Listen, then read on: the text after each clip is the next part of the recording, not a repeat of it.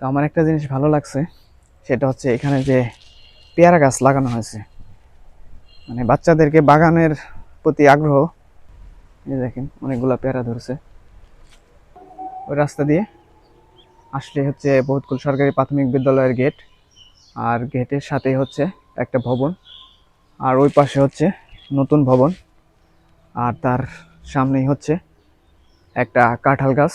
দেখেন কাঁঠাল গাছটা অনেকটা বট গাছের মতো হয়েছে।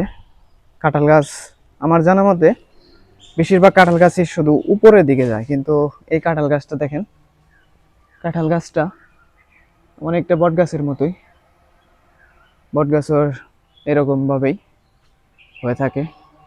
তো কাঁঠাল গাছের সাথেই হচ্ছে একটা খেলনা, যদিও যে নামটা জানি না, আর তার সামনে আর একটা খেলনা আছে, আর এই পাশে পেয়ারা চাষ করা হয়েছে। দেখেন সুন্দর করে এখানে পেয়ারা গাছের বাগানের মতো গাছ সুন্দর করে সাজিয়ে লাগানো হয়েছে। আর এখানে আছে খেলনা, যদিও এই খেলনাটার নাম জানি না। সম্ভবত এভাবে মই যেভাবে ওঠা হয় সেভাবে উঠে বাচ্চারা খেলতে পারে। আর এর সাথেই আছে দেখেন সুন্দর ফুল গাছ, আর এই পাশেও আছে ফুল গাছ, এই পাশেও আছে। আর ফুল গাছ দেখতে দেখতেই আপনি দেখতে পাবেন শহীদ মিনার। শহীদ মিনারটা একদম কর্নারে রাখা হয়েছে বা দেওয়া হয়েছে। শহীদ মিনারটাও অনেক সুন্দর, সাদা রং করা হয়েছে, হয়তোবা এজন্য আরো সুন্দর দেখা যাচ্ছে। যদিও নিচে একটু পরিষ্কার বা রং করা থাকলে আরো সুন্দর দেখা যেত। তো ওই পাশেও খেলনা আছে, এই পাশেও খেলনা আছে। আর এই পাশে যে ভবনটা দেখতে পাচ্ছেন, এই যে এটা রয়্যাল ইউনিয়ন পরিষদ ভবন। আর এই পাশে হচ্ছে বহুতকুল পাঠাগার বা গ্রন্থাগার। আর এই বহুতকুল সরকারি প্রাথমিক বিদ্যালয় সম্পর্কে যদি একটু বলি, 135 নং বহুতকুল সরকারি প্রাথমিক বিদ্যালয়।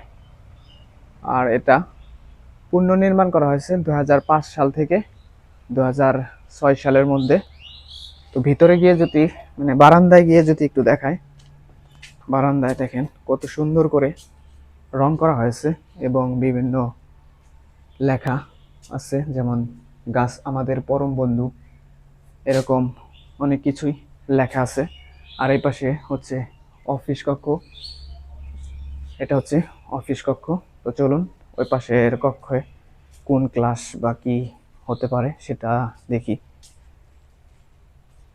দেখেন কত সুন্দর করে রং করা হয়েছে, যদিও এখানে লেখা নাই, ওইখানে লেখা থাকতে পারে। এই এটা কোন ক্লাস, এখানে হচ্ছে দ্বিতীয় ও চতুর্থ শ্রেণী। দেখেন এটা হচ্ছে বহুতকুল সরকারি প্রাথমিক বিদ্যালয়ের ভবনের বারান্দা।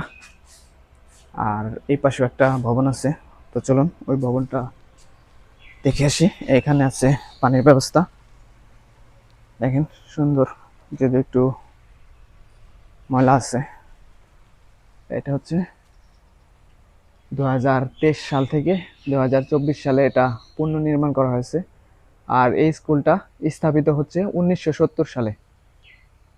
তো চলুন এই ভবনটা একটু দেখি। এখানে দেখতে পাচ্ছি শুরুতেই গেট, আর এখানে আছে ওয়াশরুম। দেখেন একদম টাইলস লাগানো, যদিও এরকম টাইলস লাগানো ওয়াশরুম সরকারি প্রাথমিক বিদ্যালয়ে অন্য কোথাও আছে কিনা আমি জানি না। যদি কেউ জেনে থাকেন তাহলে কমেন্ট করে জানাবেন কোন স্কুলে আছে। তো যাই হোক, এখানে দেখেন এখানে বসার জন্য জায়গা আছে, আর রুমগুলোও বেশ ভালোই সুন্দর। এটা হচ্ছে একটা রুম, যদিও লেখা নাই কোন ক্লাস হয়।